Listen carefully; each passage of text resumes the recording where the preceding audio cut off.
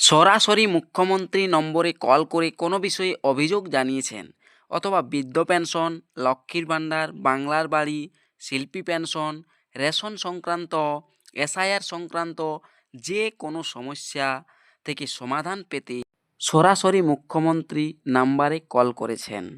কিছু কিছু যেগুলো ছোট ছোট সমস্যা দ্রুত সমাধানও হচ্ছে। তবে এই অবস্থায় স্ট্যাটাস চেক করতে চাইছেন সিএমও গ্রিভেন্স পোর্টাল থেকে।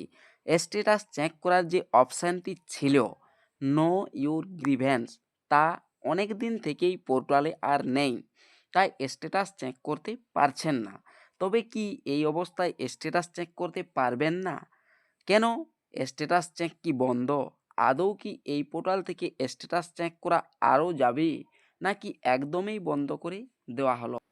এই ভিডিওতে জানতে পারবেন। আর এখন নতুন পদ্ধতিতে কিভাবে স্ট্যাটাস জানবেন তা জানার জন্য এই ভিডিওটি শেষ পর্যন্ত দেখুন। চ্যানেলে নতুন এসে থাকলে চ্যানেলটিকে অবশ্যই সাবস্ক্রাইব করে রাখবেন, পাশে থাকা বেল আইকনটি অল করে দিবেন যাতে পরবর্তী নতুন ভিডিও নোটিফিকেশন পেয়ে যান।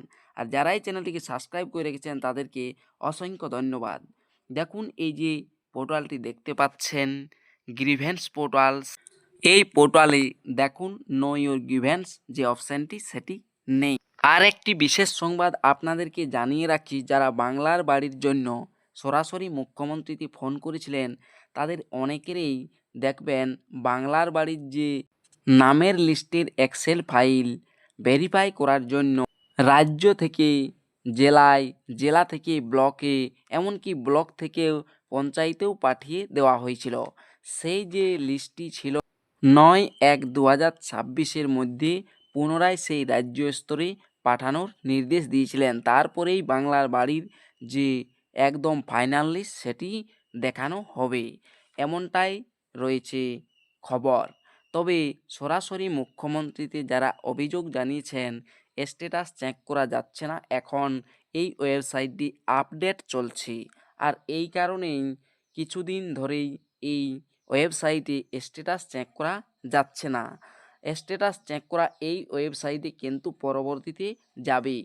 তবে এখন যদি স্ট্যাটাস চেক করেন সেক্ষেত্রে নতুন পদ্ধতিটি হচ্ছে, সেই ওয়েবসাইটের নিচের দিকে যাবেন, গিয়ে পরে এখানে দেখতে পারবেন কন্ট্যাক্ট আস যে অপশানটি রয়েছে, এই যে এই কন্ট্যাক্ট আস অপশানের মধ্যেই সরাসরি মুখ্যমন্ত্রীতে যে নাম্বারে কল করেছিলেন সেই নাম্বারটি এখানে দেখতে পাচ্ছেন। এই নাম্বারটিতে কল করার পর আপনি যে সমস্যা নিয়েই কল করুন না কেন, আপনার যে ফোন নাম্বারটা তাহাদেরকে দিয়েছিলেন তখন সেই ফোন নাম্বারটা বলবেন আর জানতে চাইবেন যে স্ট্যাটাস জানতে চাইছি, আপনাদেরকে ওনারা অবশ্যই স্ট্যাটাস বলে দিবেন।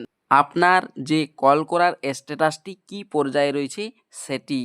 এইভাবেই বিকল্প পদ্ধতিতে, নতুন পদ্ধতিতে আপনি স্ট্যাটাস চেক করতে পারবেন যদি সরাসরি মুখ্যমন্ত্রীতে কল করে থাকেন।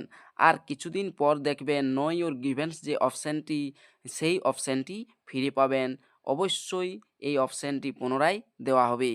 আপনারা ধৈর্য ধরে কিছুদিন থাকুন, তারপরেই দেখবেন যে নো ইউর গ্রিভেন্স অপশানটি চলে এসেছে। ভিডিওটি শেষ পর্যন্ত দেখার জন্য ধন্যবাদ।